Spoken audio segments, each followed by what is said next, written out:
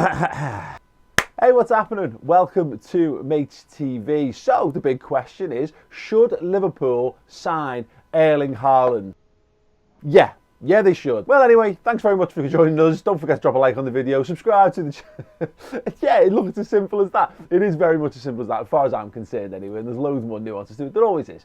There are far more moving pieces in football transfers than just, there's a dead good player, do we want a dead good player, go get a dead good player.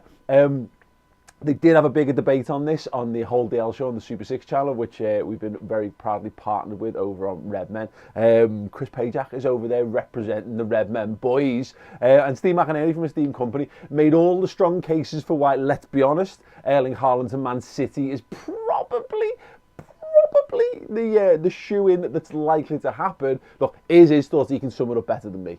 I mean, obviously he's got the connections with United with Solskjaer a little bit, but his dad literally captained Manchester City. He literally has photos of him wearing Manchester City shirts as a kid, literally training in Man City shirts. I've seen him wear a Balotelli shirt. You know, literally, he is that much of a supporter of Manchester City Football Club. And he gets the chance to replace, potentially, one of the greatest strikers of all time in Sergio Aguero. It's like there's a slot ready there for him. He gets to play with possibly the best passer in world football in Kevin De Bruyne, alongside potentially some of the best wingers in world football and some of the best midfielders in world football, for a squad actually crying out for a new, fresh face up front. Yeah, it's kind of hard to argue with any of that, if I'm being perfectly honest. But do go over and check out that video, and do go over and give Chris Pajak a massive load of support. Make sure that he doesn't hold the L, as it were. They're debating what would be the worst move for Erling Haaland, to move to United, City and Liverpool. The answer is obviously Manchester United. And listen, unless he wants to earn twice as much money and have the chance of winning less trophies, then in which case, yeah, Man United all day. But Liverpool, let's talk about the Liverpool thing, because, look, I think you find, and I've certainly found over the years of making Liverpool content, that there are just hot players, you know, and okay, sometimes in every sense of the word, but there are players who are just like hot topics. So the players that they transcend our general understanding of football. And by that, what I mean is, you don't need to be an absolute football statistician. You don't need to be heavy into football analysis or whatever to know that some players are good players. They're just accepted as being boss. They're the ones who permeate your timeline. So you'll see their goals without following their team or the competition that they're in. And Erling Haaland is absolutely that right now. And it's funny that obviously all the talk have been about Jadon Sancho for a year. He's boss as well. I'd be very happy with Jadon Sancho at Liverpool. Who wouldn't? But Haaland is it. You know, he's gone in the space of what? Not even a year and a half. From being, oh, look at this kid. He's really setting the Champions League alight, to being the fastest to score 20 goals in the history of the Champions League, by miles as well, by miles. Like Harry Kane, I think, had the record, and he smashed it everywhere. The lad is an absolute freak of nature in the best senses of the word. I would say he's a joy to watch. I don't know if that's right, because when I think of like joy to watch, I imagine like some swell of orchestral music. Da, da, da, da, da, da, da, da, da. And him like gazelle-like striding through, and he's not that, is he?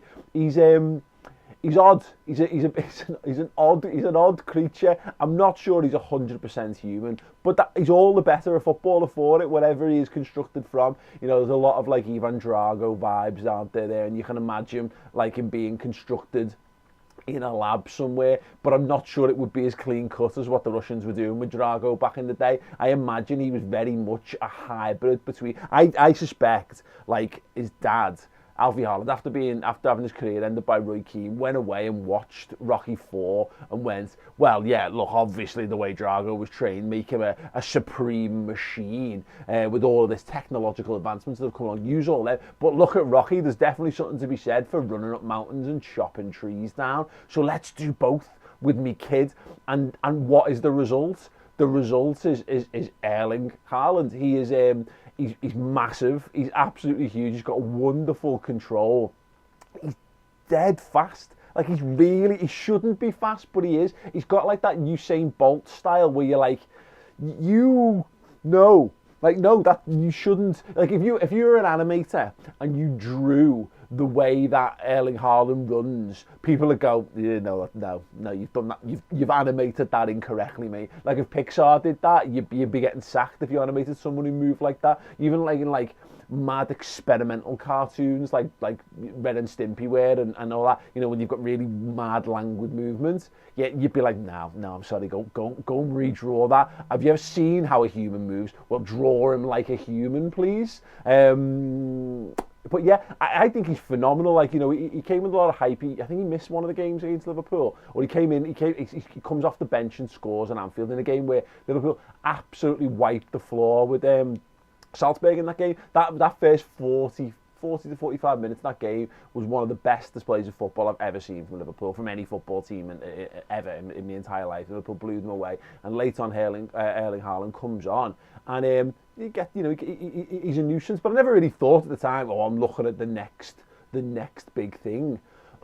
He gets that step up in January. And it's interesting because obviously he gets the step up to Dortmund, and to Minamino gets the step up to Liverpool.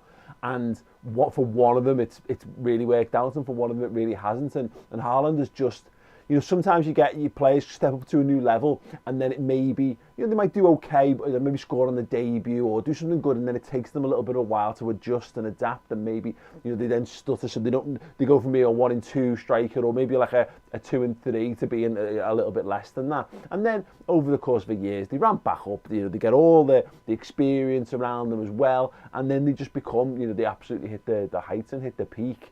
No, he just absolutely exploded onto the scene at Dortmund, and he hasn't stopped exploding since. And you can't help but look at Liverpool, and you look at what Liverpool are doing at the moment. Look at them this season. So Liverpool have got countless issues in defence and knock-on impacts to midfield, etc., etc. All around the team, there's loads of issues that need addressing, and I've done several videos on that this week alone, so go back and check them out if you want a deep dive into all of that stuff. I'll link some of them at the end of the video, or just check the channel out.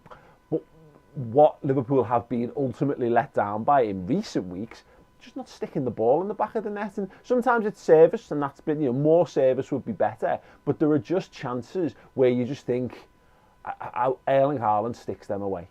He just does. Fernando Torres sticks them away. Luis Suarez sticks them away. You think of all the top strikers that Liverpool have had in these. And Liverpool have often had their number 9s. We've had some iffy number 9, shall we say, but we've also had some absolute, nail. Ian Rush, Robbie Fowler, Fernando Torres. I mean, there you go. Just, you're talking about 3 of the best strikers ever to grace the game, and they all play for Liverpool in that role. Bobby Firmino, and I'm not going to use this as an excuse to bash Bobby Firmino, because I think he's tremendous, but look, there's going to come a point at which we have to accept that he's never going to get to the goal scoring heights that he did 3 seasons ago. Liverpool's entire front line are probably never going to score that amount of goals in one season they did. Salah, record breaking, Mané exceptional, and even Bobby Firmino bagging an absolute boatload as well. They're also all heading towards sort of 29 years old, 28, 29 in the next calendar year, which is fine, which means they've all got 2 or 3 years of being absolutely in their prime. But I do wonder whether you start to gear towards what happens next with that. And as much as we're looking around, I think there's an ideal where you might think Liverpool's system is infallible because it's based on hard work rate, strength, pace, and then loads of flair and creativity, which is often provided by Roberto Firmino. And I wonder whether we've been trying to find the next Bobby Firmino to try and continue to do what that is. But football moves on, football changes, and sometimes teams get not entirely figured out, but sometimes a little bit figured out. And sometimes you do just need to adapt what you're doing. And is there something to be said for going out and getting someone who is a lethal, predatory finisher? Now, obviously, the problem you've got normally with that is, they cost a lot of money. Goal scorers cost a lot of money, and Liverpool have done it in really clever ways. Like Mané's a 20-goal a season forward. Salah is a 20-goal plus season forward. Adapted wingers, and we've turned them into forwards and gotten a good goal return out of them. A brilliant goal return out of them when you consider them as wingers. They are head and shoulders above anything else on the planet, really, in terms of what they're getting in terms of goal return. But do you then... you go out and get a goal scorer. So let's look for an example. Ryan Brewster, I think, is a goal scorer. No evidence to suggest that from his time at Sheffield United, of course, but I think there's different mitigating circumstances there. But what was he lacking that he needed to do to have a breakout season in the Premier League for Liverpool or for Sheffield United? Or you get someone who's a brilliant finisher, but are they lacking aerially, or are they lacking for a bit of pace, or what's their fitness like? Like Daniel Sturridge, supreme finisher, lost his pace, couldn't stay on the pitch often enough, and then did he have the right attitude to go into Liverpool's team? Because again, the problem you get with goal scorers is they're often bell ends. They're often massive bell ends because they're the guys who stick the ball away. Just look how smug and happy Ian Rush and Gary Lineker and Alan Shearer are when you hear them talk about life and football. Like, it's quite nice in some regards because you get a lot of miserable extra. Ali McCoist is just an absolute gem, isn't he? He's an absolute lovely human being, because why wouldn't he be? He scored loads of goals. He was an absolute predatory goal scorer. And life just comes easy when you do the most exciting thing in football. Life tends to come a bit easier to you.